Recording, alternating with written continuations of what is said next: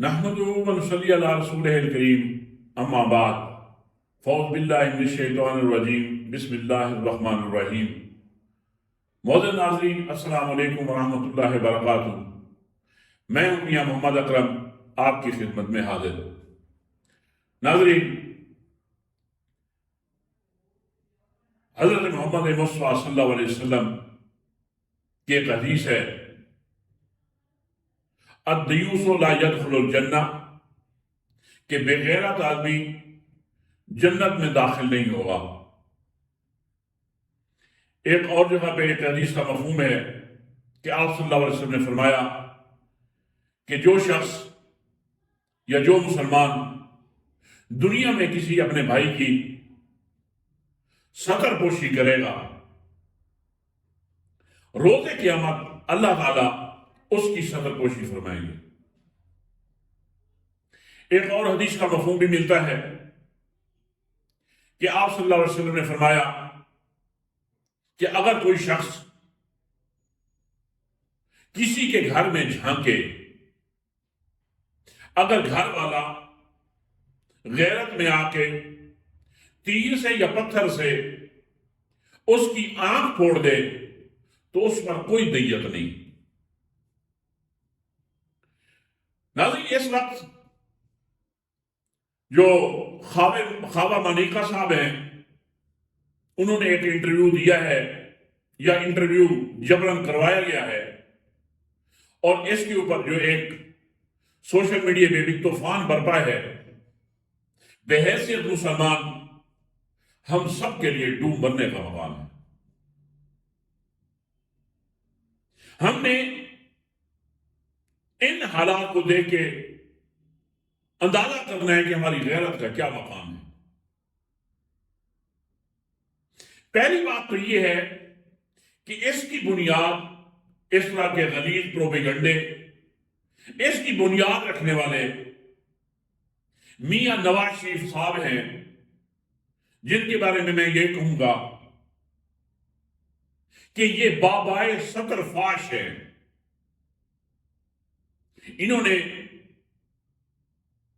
मेरे ख्याल में कोई स्पेशलाइजेशन कर रखी है इस तरह के कामों में। मौलाना बेनज़ीर भुट्टो, उनके साथ इन्होंने स्टार्ट लिया था कि उनकी उरियां तस्वीरें, और वो भी फेक, हमारा आज दिल गवाही देता है, इन्होंने हेलीकॉप्टर से गिराई थी। खैर, बाद में वो हम प्याला हम नवाला भी बन गए, क्योंकि इनकी गैरत तो इसी टाइप की है। वो बिलावल हो या वो जरदारी हो, वो भूल गए मफादात की खातिर कि तुम्हारी इज्जतों के साथ जिसने खिलवाड़ किया, दुनिया के मफाद की खातिर आपस में जुड़ गए। इस तरह जानवर तो जुड़ सकते हैं, लेकिन इंसान का वतेरा नहीं होता। मैं तो यही समझता हूं कि ये लोग, इनका गैरत से इतना ताल्लुक है, जैसे वो पंजाबी में कहते हैं ना, इट कुत्ते दा वैर, इनका गैरत वगैरह से कोई ताल्लुक नहीं।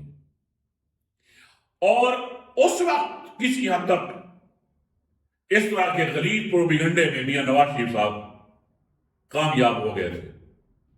वो और दौर था। अब सोशल मीडिया का दौर है। अब आपके जो मजमूम मकासद हैं वो आवाम से छुप नहीं सकते कि आपकी इस तरह की हरकतों से आप कोई फायदा उठा नहीं सकते। अब वो वक्त खत्म हो गया। ये जो पुरानी किस्म की आप एक टेक्निक इस्तेमाल करते हैं या करते चले आ रहे हैं या कर रहे हैं अभी, इसमें आपकी ही बर्बादी है। लोग समझ रहे हैं कि इसके पीछे क्या है। हम मुसलमान हैं, बागैरत मुसलमान, वो हमेशा दुश्मन की बेटी को भी रिस्पेक्ट देता है। और ये याद रखें, जो किसी दूसरे की बेटी को रिस्पेक्ट नहीं दे सकता, वो अपनी बेटी को भी नहीं दे सकता। वो बीबी मरियम नवाज हो या बुशरा बीबी हो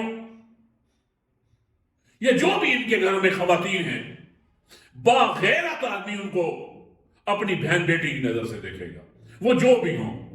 ये और बात है कि वो ऐसे घरों में میں مریم نواز کے حوالے سے بات کروں گا کہ ہماری بہن بیٹی ہے. یہ اور بات ہے کہ وہ اس طرح کے گھرانوں میں پیدا ہو گئی جن گھرانوں کا غیرت سے دور دور تک کوئی تعلق نہیں تھا. کیا یہ ہم اپنے گریبان میں جھانکیں جو کچھ بھی کر رہے ہیں؟ اگر پی ٹی آئی والے بھی اس کے ری ایکشن میں جو بشرا بی بی کے حوالے سے جو زبردستی جبرن جو انٹرویو کروایا گیا ہے, اس کے ری ایکشن میں اگر پی ٹی آئی والے بھی اگر کوئی غلط قسم کا رسپونس دے رہے ہیں تو ہمیں پھر ان پہ بھی افسوس ہے. تم کو ایسا نہیں کرنا چاہیے. پھر یہ بتائیں آپ میں اور ان میں کیا فرق رہ جائے گا؟ آپ صبر کر کے تو دیکھیں. جو کسی کی مصیبت میں کسی کو دیکھ کر خوش ہوتا ہے تو اللہ تعالیٰ اس کو اس وقت تک موت ہی نہیں دیتے جب تک کہ وہ اس مصیبت میں وہ مبتلا نہ ہو جائے. بڑے افسوس کی بات ہے جس طرح کا یہ ٹاپ ٹرینڈ چل رہا ہے.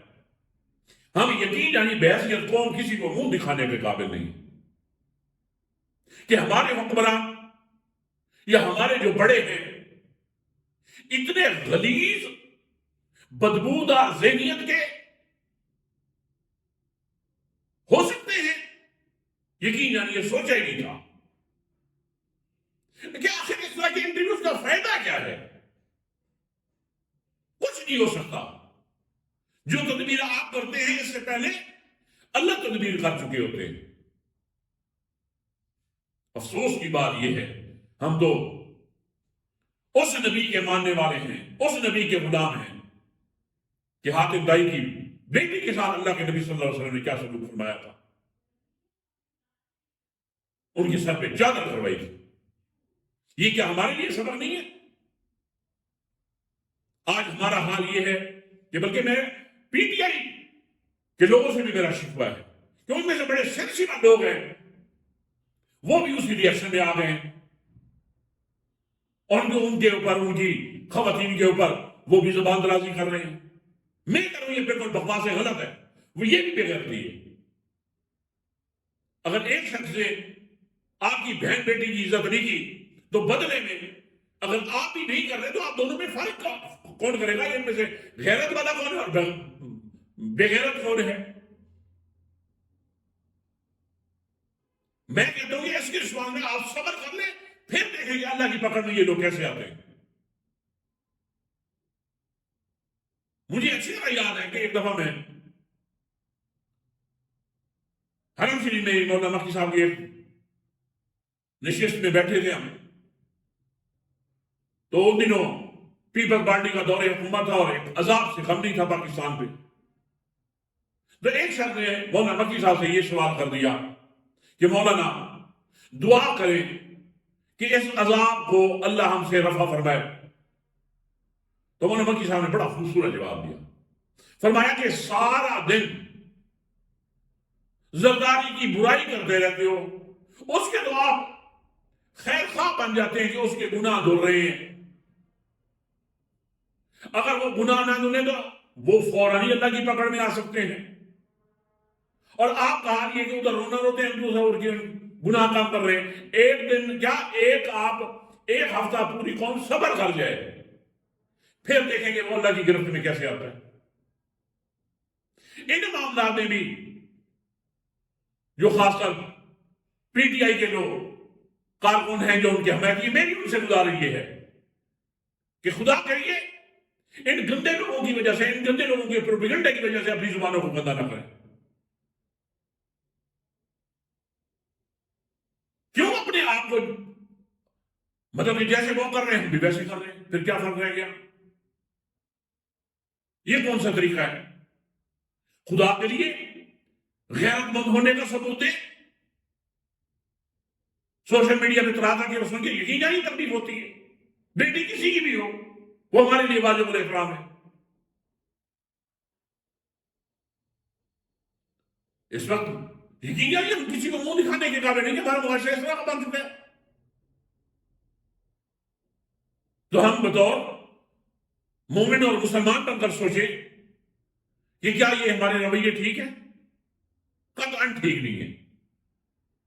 یہ اللہ کی ناراضگی والے کام ہیں کہ اگر ایک نے گالی دی ہے اس کے بدلے میں بڑھ چڑھ کر گالی دو. اگر وہ کر رہے ہیں اتنا کر سکتے ہیں یا اللہ جو اس طرح کے کام کر رہے ہیں اللہ ان کے لیے کافی ہوتے پھر ان کی بربادی دیکھیں. اور میاں نواز شریف یار وہ کہتے ہیں نا کہ قبر میں ٹانگے ہیں یار، پھر پہلے وہ کیا کر رہے ہیں. یہ اب کچھ نہیں ہو سکتا. اس طرح کے ہوشیت پنڈوں سے عوام سمجھ رہے ہیں آپ کو. اب وہ دور ختم ہو گیا. یہ تو سوشل میڈیا کا دور ہے جو میں اکثر یہ کہتا ہوں کہ یہ تو اللہ کی طرف سے اس وقت بہت بڑی نعمت ہے کہ چور چکے جتنے ہیں یہ ایکسپوز ہو گئے ہیں. ان کے منصوبے ایکسپوز ہو جاتے ہیں.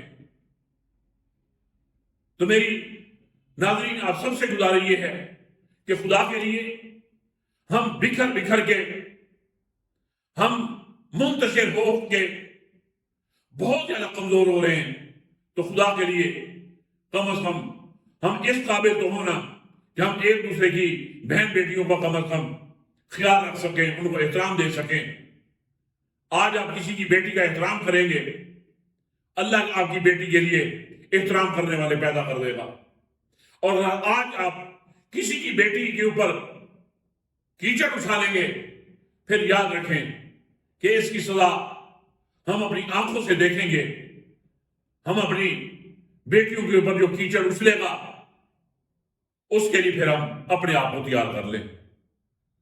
میری آخر پہ یہی دعا ہے کہ اللہ ہم سب مسلمانوں کی بہن بیٹیوں کی اللہ حفاظت فرمائے، اور اس طرح کے جو شیطانی ذہن رکھنے والے ہیں یا اللہ ان کو ہدایت دے.